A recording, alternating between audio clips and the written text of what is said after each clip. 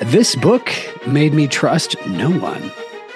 I now suspect every charming person I meet is secretly planning my demise. Thanks, Thomas Thompson. The title of the book is Serpentine by author Thomas Thompson.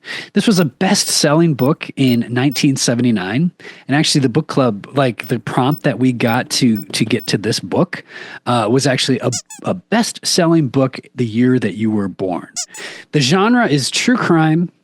I would also add in psychological horror. It's not officially classified as that, but let's be real. And I would say that the vibe for this book, it's a real slow burn.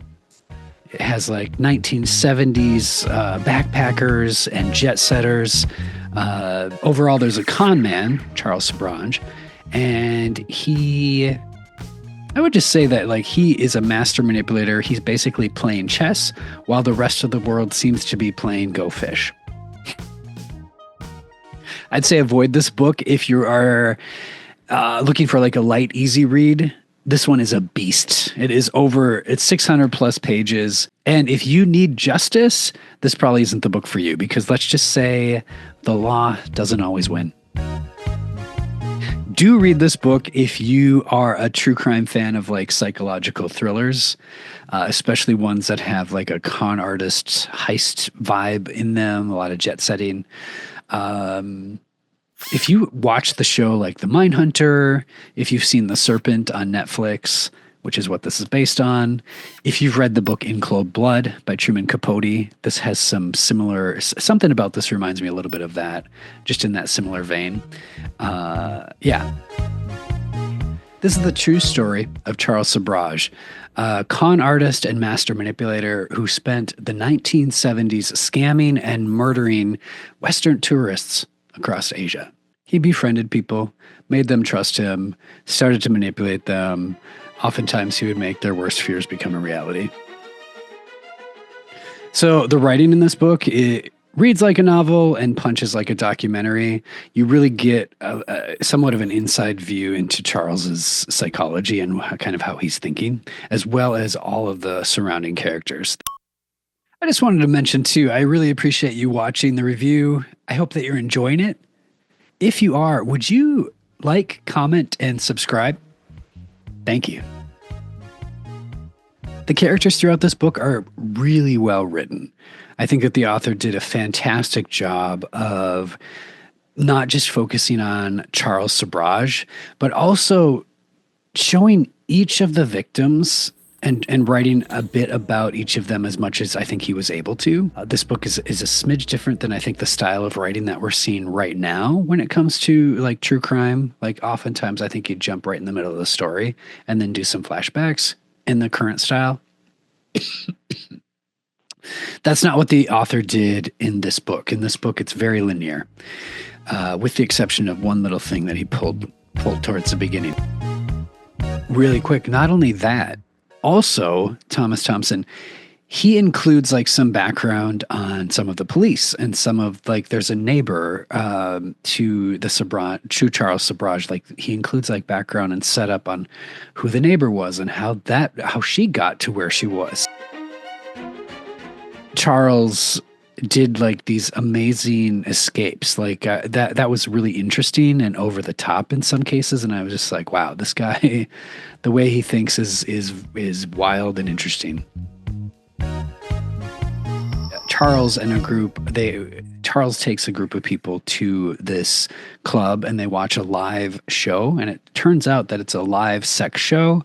And oh my God, is it kinky and strange and bizarre and weird. I'll skip down. A cobra rose obediently from the container as gas swept through the room. The spotlight and the tempo changed to hot red. For a moment, the snake seemed bewildered, its eyes glistening like black opals in the theatrical lighting, its tongue forking out toward the girl. Then the serpent began to sway. It's so cinematic. The author, he's doing this dramatic buildup, and then it's like blackout. And the very next page, a girl is dead and on a beach. And it's just, it's wonderfully written and so good. Yeah. Because Charles's neighbor, Belle, she went to the police not once, not twice, but 3 times. And each time they were just like, oh, it wasn't until a gentleman from the Dutch embassy, a man, got involved and really started to track the case and get that things started to happen, that the authorities started to take things more seriously. And the gentleman at the Dutch embassy, he came across Belle at some point. And this is where I have so much respect for Belle.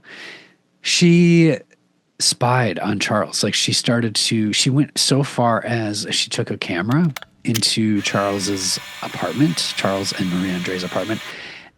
And she took photos and delivered them to the Dutch embassy, like the authorities.